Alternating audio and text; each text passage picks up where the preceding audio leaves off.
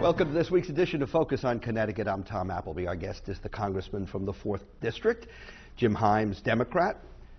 Very good to have you with us. Tom, great to be back. And I want to clarify, we're taping this almost 2 weeks in advance, just before the Thanksgiving holiday. But what changes in the world, right? In 2 weeks, nothing happens.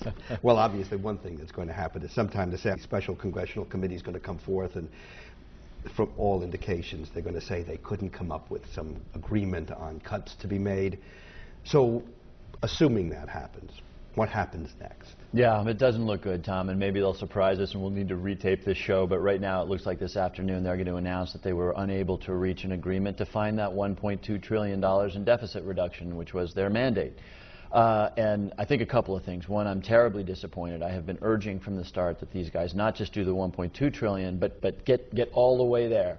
Do the big deal, the $4 trillion deal that deals with our tax code, that deals with fair reform of our entitlements and the cuts and everything we need to do to put this exercise behind us. Well, they're not going to get there, which means that we just need another mechanism. Now, we should talk a little bit more about this, because of course if nothing happens, there's a series of things that happen in the there are mechanisms already year that will get us there, but it'll be a real abnegation of leadership on the part of this Congress if we can't do the hard work and make the compromises necessary to get this done.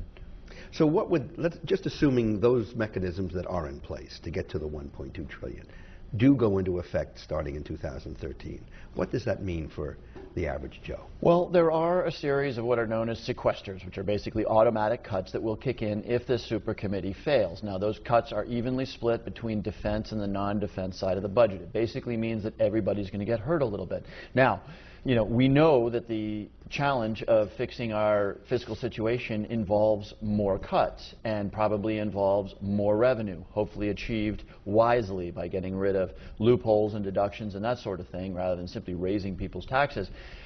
So those cuts will kick in automatically. And again, it's just, why can't we do the hard work of figuring out the smart way to make those cuts instead of just relying on an automatic kick-in? And of course, part 3, which again, I said we get there, through hook or by crook, is the expiration of the Bush tax cuts, which of course occurs in about a year.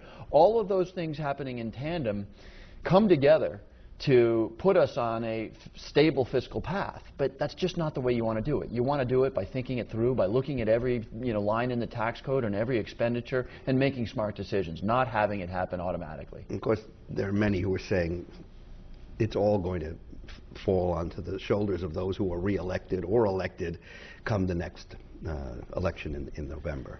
Well, again, like I said, the automatic cuts that kick in and the expiration of the Bush tax cuts, those two things happen before the next Congress is seated. And those two things happening will get us to the number we know we need to get to stabilize our country's fiscal path. But again, it's just not a smart way to get there. We should be doing the hard work and be making the compromises that not just deal with the deficit reduction, but do some really important things like, for example, some upfront investment in our infrastructure. Here we sit 2 miles from 95.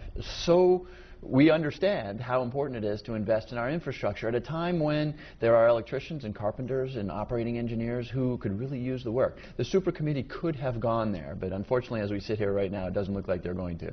What's going to this concept that things may change when the next election takes place? What is your sense from your constituents? Are they just plain angry with Congress, period, or do they have a leaning? Well, they are just plain angry with Congress, and they should be. There's a lot of reasons why they're angry, but we're seeing today with the super committee's inability to reach an agreement why people are angry. 9 out of 10 of my constituents are saying, make a deal, do the compromises, stand by your principle, but come together to compromise to govern this country, which is why I've taken the approach that I have, which is to say, let's reach across the aisle. Let's sit down, Democrats and Republicans. Unfortunately, the Congress itself is polarized. Too many people, Tom, and this is what it boils down to, too many people are putting their re-election or the election of their candidate for president in front of the well-being of this country. And that's what's going on right now. But what's to change that? Is it just going to take a vote of very angry people? Well, it might take a vote in 2012, and here's where we get into an area of some good news. The Congress is very polarized because for generations this country has gerrymandered its House seats, and I see this every day in Washington. Seats were drawn to keep the Republican incumbent safe and the Democrat incumbent safe. When that happens, somebody who's in a safe seat, and I sit here in the 4th District, which is nobody's safe seat, You stop listening to everybody. You start listening to your party, because what you worry about is getting primaried. You know you're going to win the general. So here's the good news. California is drawing nonpartisan lines using a citizens commission. Governor Cuomo in New York is saying he's not going to accept a gerrymandered partisan map.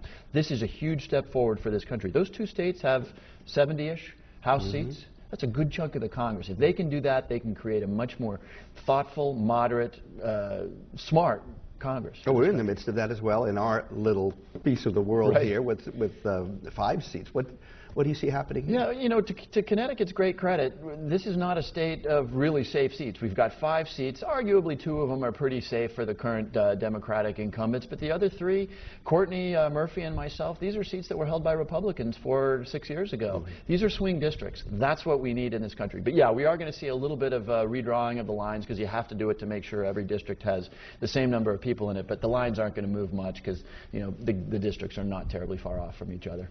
We're going to take a break. When we come back, let's talk about something overseas, namely Afghanistan. Great. Just a sec. Stay with us.